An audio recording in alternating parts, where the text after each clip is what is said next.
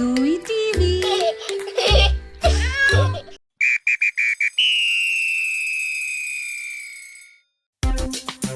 The car was packed with bags, towels, and snacks. Today was the special day Zoe had been waiting for all week. His family was going to the beach. As they drove, Zoe pressed his face against the window, watching trees and houses go by. Soon, he could smell something salty and fresh in the air. When they arrived, Zoe's eyes grew wide. The beach was huge. Sand stretched far in every direction, like a giant sandbox that went on forever. That looks perfect! The water was blue and sparkled in the sunshine, with white foam waves that rolled up and down the shore. Don't forget to subscribe to the channel to watch my videos daily. He had never seen so much water in his whole life. Wow!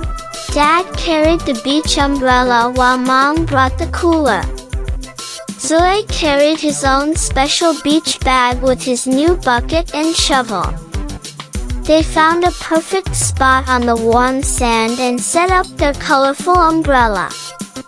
It made a nice shady circle where they could rest and eat snacks. The first thing Zoe wanted to do was touch the water.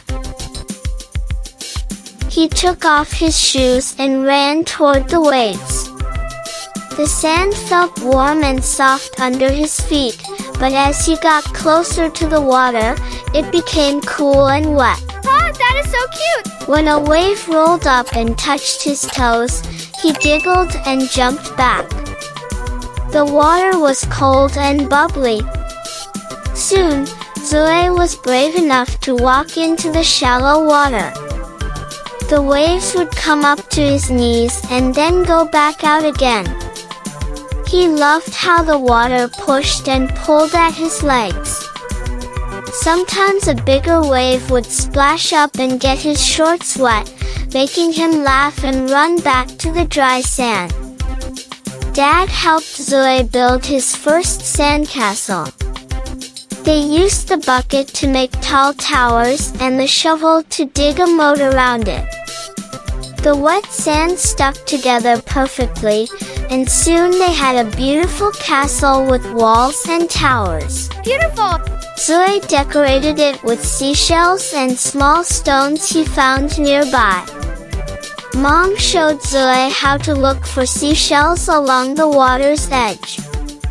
Each wave brought new treasures to the shore. They found shells that were white and smooth, others that were pink and bumpy, and some that were tiny and curved like little horns. Zoe filled his bucket with the prettiest shells he could find. The most exciting discovery was a hermit crab. Look at that! It was hiding in a big shell, and when Zoe looked closely, he could see its little legs peeking out. Dad explained that the crab lived in the shell like it was his house. They watched it crawl around for a while, then gently put it back near the water where it belonged. For lunch, they had sandwiches and fruit under the umbrella. The food tasted extra good because they were so hungry from playing in the sun and sand. Zoe's sandwich had a little bit of sand on it, but he didn't mind. Everything tasted better at the beach. After lunch, Dad brought out a colorful beach ball. They played catch, trying to keep the ball in the air without letting it touch the ground. Sometimes the ball would fly toward the water, and they would all run after it, laughing.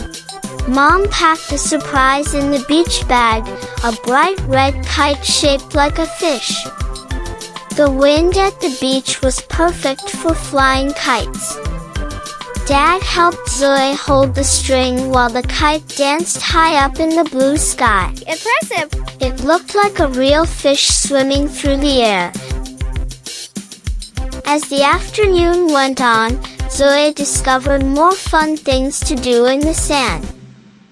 He dug a big hole near their umbrella, seeing how deep he could make it before it filled up with water. He built roads and tunnels, creating a whole city in the sand. The waves kept bringing new things to explore. Zoe found pieces of smooth sea glass that looked like green and blue jewels. He discovered long pieces of seaweed that felt slippery and smelled like the ocean. There were smooth pebbles of all colors, black, white, gray, and brown.